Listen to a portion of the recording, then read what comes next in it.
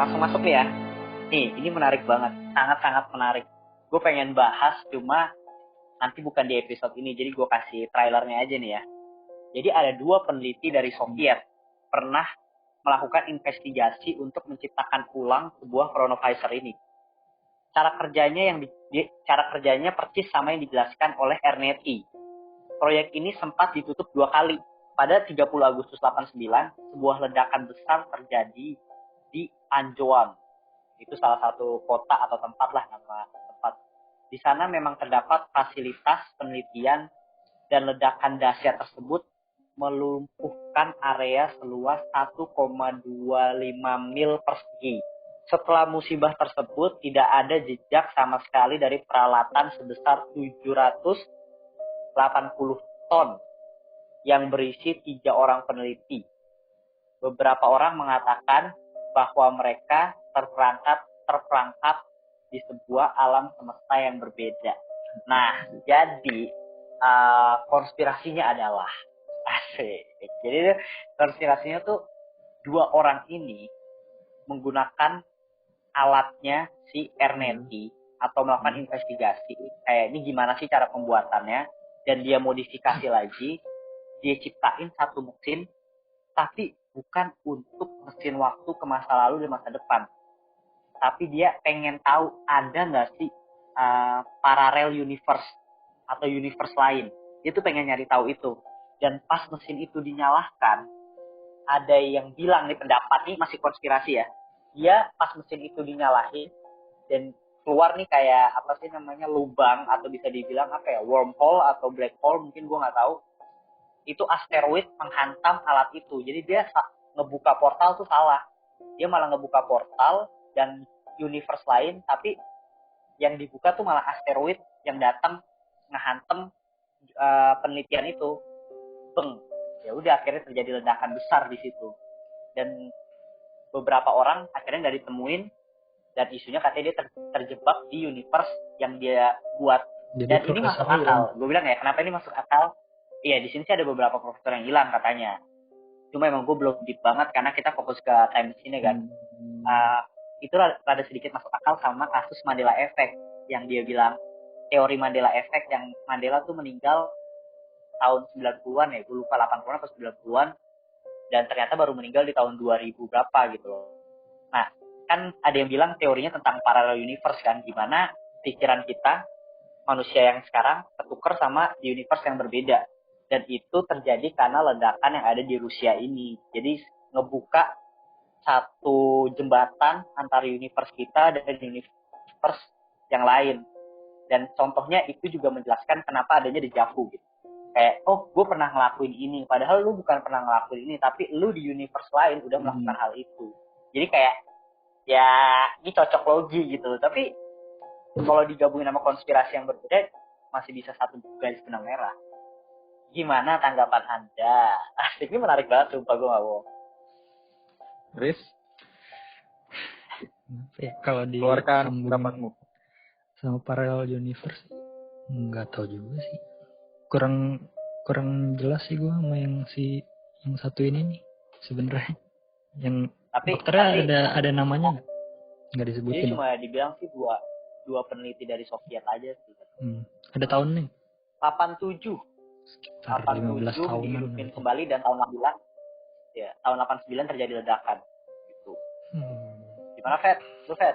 Bingung juga sih, bisa soalnya kalau yang gua pakai logika ya, mungkin aja kan itu meledak tuh yang 1,225 mil tuh, terus hilang tanpa jejak, ya meledak, mati. Ledakan kan, bener gak? Hilang mati orangnya. Sampai 1,25 mil itu kan kan besar gitu. Jadi ya badannya hilang udah. Tapi tadi dia bilang nggak ada jejak mesinnya ya. 780 ton, kalau besi semua kan harusnya ada. Iya. Ada pecahan-pecahan. Sama kalau tentang wormhole atau black hole kan kita aja sampai sekarang nggak tahu itu ada. Maksudnya black hole ada tapi kita nggak tahu kayak apa gitu dalamnya. Dan untuk sebuah black hole muncul itu harus ada massa yang sangat gede sih. Kayak misalnya kekuatannya harus 15 kali lipatnya matahari. itu baru bisa keluar black hole. Nah kalau wormhole sendiri kita juga masih belum. Kita nggak tahu gitu. Ini kalau ada, itu sih. Kalau misalkan si Soviet itu menyatakan adanya black hole sama wormhole ya. Iya, gue juga nggak tahu ya itu apa namanya, intinya alat itu dinyalahin, ngebuka portal, dan portal itu yang dibuka malah asteroid gitu loh yang akhirnya menabrak alat itu. Jadi kayak bertukar gitu loh. Kayaknya sih meletup ya kan ya. Itu menarik banget sih anjir. Apa? Kayaknya sih meletup ya.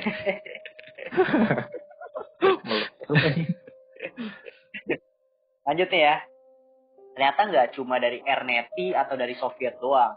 Ada lagi nih yang nyiptain mesin waktu, dan ini motifnya itu, aduh sedih banget sih, ini gue nggak bohong. Jadi seorang profesor fisika asal University of Connecticut bernama Ronald Mellon terobsesi menciptakan mesin waktu karena rindu dengan ayahnya yang telah meninggal saat dia masih kecil gitu. Ayah Ron meninggal akibat serangan jantung saat dia baru berusia 10 tahun. Peristiwa itu mengguncang hidup Ron. Kata Ron ya, bagiku dia adalah pusat segalanya. Sang ayahlah yang membuat Ron gemar membaca serta mendorong menekuni sains. Sekitar setahun setelah ayahnya wafat, Ron menemukan sebuah novel fiksi berjudul The Time Machine. Buku itu mengubah hidupku, kata dia. Menurut Ron, semuanya berpusat pada teori relativitas dari Albert Einstein. Einstein mengatakan bahwa waktu bisa dipengaruhi oleh kecepatan. Katanya ia memberi contoh astronot yang digambarkan terbang dari dalam roket dengan kecepatan mendekati kecepatan cahaya, maka waktu akan berjalan secara berbeda di antara bumi dan di astronot yang memakai roket tersebut. Mereka bisa kembali dengan usia yang beberapa tahun lebih tua, tetapi beberapa dekade sudah berlalu di sini, ujar Ron. Jadi, yang astronot terbang, di astronot tuh, kalau nggak salah ya, ini gue kalau nggak salah ya, waktu di bumi sama di luar angkasa, itu bedanya 0,02 detik. Jadi, kemungkinan yang astronot itu lebih muda 0,02 detik gitu. Secara nggak langsung juga, dia udah time travel, atau bisa dibilang dia sebagai time traveler di astronot ini, karena pas dia balik ke bumi usianya tuh lebih muda 0,02 detik per detiknya gitu kan. Ini gue juga ini nih Bim. Apa? Ada, gue tadi baca-baca, terus gue juga baru tahu nih, ternyata kalau lu tinggal di gedung lebih tinggi, itu lu lebih cepet tua dibanding sama orang yang tinggal di dataran gitu loh. Kenapa? Serius? Gue baru tahu nih. Tahu lo? Iya, karena gue baca tadi katanya gravitasi itu mempengaruhi waktu gitu. Dan orang semakin jauh dari gravitasi, itu lu jadi waktunya tuh lebih cepet. Ya walaupun gak beda signifikan banget sih, tapi seenggaknya tuh lu beda. Iya, pokoknya ada perbedaan. Gue baru tahu loh tadi. Dan ini katanya benar. 0,02 detik itu bukan gitu sih. Ini hitungannya buat satu astronot dah kayaknya. Ada namanya Sergei Krikalev. Dia kosmonaut Rusia. Dia tuh salah satu astronot terlama yang ada di bumi lah, yang di luar angkasa. Pokoknya dia di Space Station tuh selama 803 hari. Nah, Space Station itu kan kecepatannya kira-kira 7,7 km per detik. Bisa bayangin kan? 7, nah itu cepet banget kan? Bisa. Nah, kecepatan segitu dia jadinya hidupnya lebih cepat 0,02 detik kayak tadi yang gue bilang. Itu hitungannya buat dia sih kayaknya. Iya. Jadi secara logika dia udah time travel ke 0,02 detik depan. Keren sih ini. Iya, makanya itu yang gue bilang kenapa bukan time machine, tapi ya time machine-nya itu adalah ya roket dan keluar dari gravitasi gitu loh, di luar angkasa. Secara nggak langsung dia udah time travel dong, 0,02 detik perbedaannya, walaupun itu nggak terasa sebenarnya. Ya tapi membutuhkan 800 hari. Iya, membutuhkan 800 hari. Detik. Tapi gimana? Ada fakta nggak dari untuk si Ron Mellon ini? Kan ada dokumenternya ya, kalian bisa nonton. Iya, yang dibahas itu sih Einstein kebanyakan. Kan kita kan makhluk 3 dimensi kan ruangnya. Ada atas kiri kan gitulah, taulah volume. Nah, si Einstein teorinya tuh gimana kalau ada dimensi keempat, yaitu waktu. Jadi kita bisa berjalan di waktu, bisa time travel lah gitu. Nah teori selanjutnya ya tadi sih wormhole. Karena kan kita juga nggak tahu kan sifatnya wormhole itu apa, atau wormhole itu bener ada atau enggak. Ada juga black hole sih yang kita belum tahu. Itu juga katanya kalau semakin gravitasi gede kan semakin lambat kan berarti ya. Iya benar. Nah kalau kita ke black hole berarti kita melambat itu. Jadi time travel yang possible sih lu datang ke sebuah black hole yang gravitasinya gede, lu misalnya nge-orbit aja terus lu balik ke bumi, paling tiba-tiba udah kiamat gitu sih.